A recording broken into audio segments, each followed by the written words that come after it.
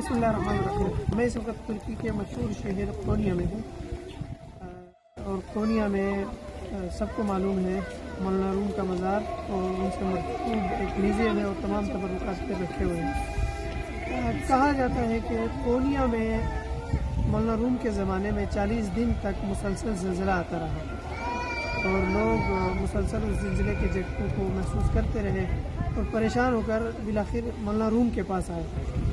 یہ کیا وجہ ہے؟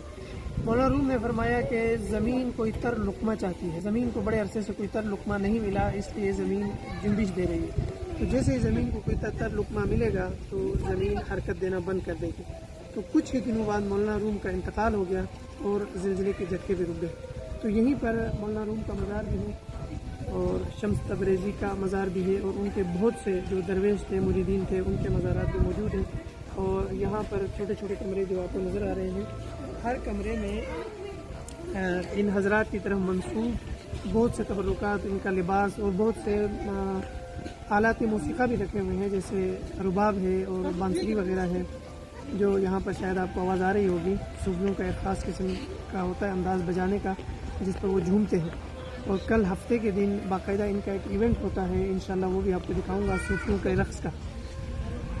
تو آج ہم یہاں ہیں، انشاءاللہ کل کے مناظر آپ کو کل دکھائیں گے۔ اور یہاں پر ان کے اسٹیچو بھی بنائے ہوئے ہیں صوفیوں کے، آپ کو نظر آ رہے ہوں گے۔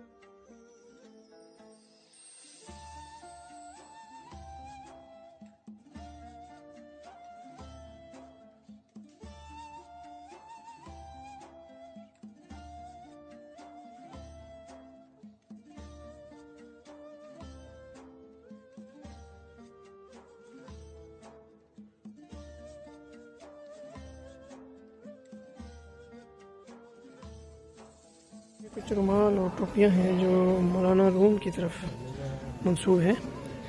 اس کے علاوہ یہ جبہ ہے، دیکھیں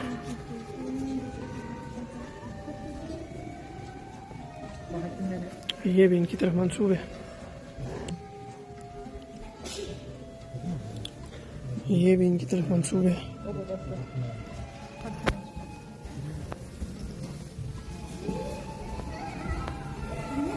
اور کچھ حدیث انا وعلی کہاتین علی منی وانا منہ رضی اللہ تعالی عنہ۔ یہ کچھ ہاتھ سے لکھے ہوئے قرآن کے نسخے ہیں۔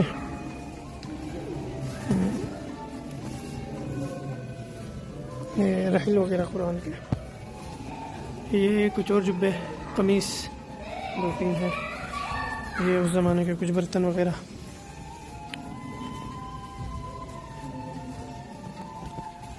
اچھا، ادھر مولانا روم کے ساتھ شمس تبریزی اور ان کے بہت سے مریدین کی قبریں بھی ہیں، تو یہ بہت سا جو لباس اور سٹف رکھا ہوا ہے ان کی طرف بھی منسوب ہے۔ یہ اس زمانے کے کچھ قرآنی نسخے ہیں، یعنی یہ خلافت عثمانیہ کے زمانے کے 1852 1767 اور یہ 1847، یہ ڈیٹ بھی ادھر لکھی ہوئی ہے 1672۔ یہ بھی ہاتھ سے لکھا ہوا بہت خوبصورت قرآن کا نسخہ ہے، یہ 16ویں صدی کا ہے۔ یہ اس زمانے میں کچھ کاغذ کے ٹکڑوں پر لکھا ہوا اعوذ باللہ من الشیطان الرجیم، ٹھیک ہے۔ یہ دیکھیں، یہ بھی کچھ قرآن لکھا ہوا ہے، بڑے خوبصورت اور پیاری رائٹنگ ہے اور خوبصورت انداز میں۔ اچھا، یہ مولانا جامی کی طرف منسوب کے ہاتھ سے لکھی ہوئی ایک کتاب ہے، نام بھی ادھر لکھا ہوا ہے۔ اچھا، یہ محمد فضولی حدیقۃ السعادہ 1585 کی ہاتھ سے لکھی ہوئی کتاب ہے، ٹھیک ہے جی۔ یہ پھر اس زمانے میں جو تصویریں جو بنائی جاتی تھیں ادھر لکھی ہوئی ہیں 19 سینچری کی. یہ دیکھیے یہ حافظ شیرازی کا دیوان ہے 16 سینچری کا.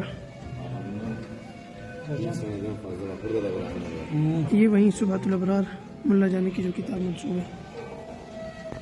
یہ دیکھیں 9ویں صدی میں ہاتھ سے لکھا ہوا قرآن ہے. یہ کتنا زبردست لکھا ہوا ہے. یہ بھی قرآن کا ہاتھ سے لکھا ہوا نسخہ.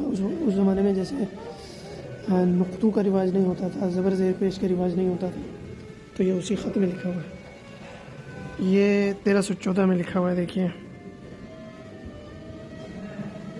ثم دمرنا الآخرین وإنکم لتمرون علیہم مصبحین وباللیل افلا تعقلون.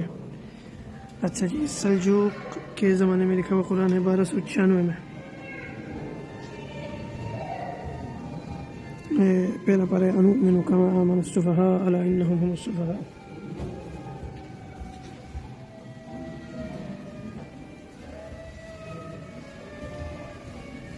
اچھا, یہ مولانا جلال الدین رومی کی طرف منسوب ہے. ان کے مکتوبات وغیرہ ہیں 1353 کے لکھے ہوئے. یہ مولانا جلال الدین رومی کا جو ہے تو 1367 میں ان کا دیوان ہے یہ لکھا ہوا. یہ مثنوی کا نسخہ ہے, دیکھیے گا تاریخ وغیرہ لکھی ہوئی, اور یہ مثنوی کا نسخہ ہے جی. یہ مولانا کی طرف منسوب ہے. ان کے اوراد کی کوئی کتاب ہے, دعاؤں کی کتاب ہے جی. اچھا, یہ کچھ آلات ہیں, بجانے والے آلات ہیں, مضاریب جن کو کہتے ہیں, رباب وغیرہ. یہ بھی ان کی طرف منسوب ہے, اور بہت سے لوگوں کا کہنا ہے کہ مولا روم جو ہے وہ ان آلات سے شغف رکھتے تھے. یہ بانسری ہے مختلف قسم کی, یہ صوفی وغیرہ بجایا کرتے ہیں ان کو, تو یہ ان حضرات کی طرف منسوب ہے. کچھ موسیقی کے آلات ہیں, یہ دیکھیں یہ وہ بجانے والے آلات ہیں. یہ دیکھیے جی تصویر اس زمانے کی ہے, یہ کافی بوشیدہ ہو چکی ہے. یہ لباس ہے جی صوفیوں کا, یہ حضرت مولانا کی طرف منسوب ہے, یعنی مولانا روم کی طرف. یہ ایک ان کا امامہ اندر انہوں نے رکھا ہوا ہے, دیکھیں یہاں حضرت مولانا لکھا ہوا ہے.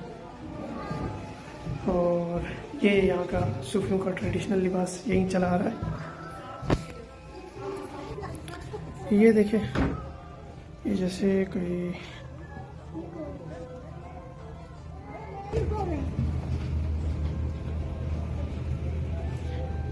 یہ ہر صوفی کے ساتھ ایک درویش ہوتا تھا, تو یہ اسی کی طرف اشارہ ہے.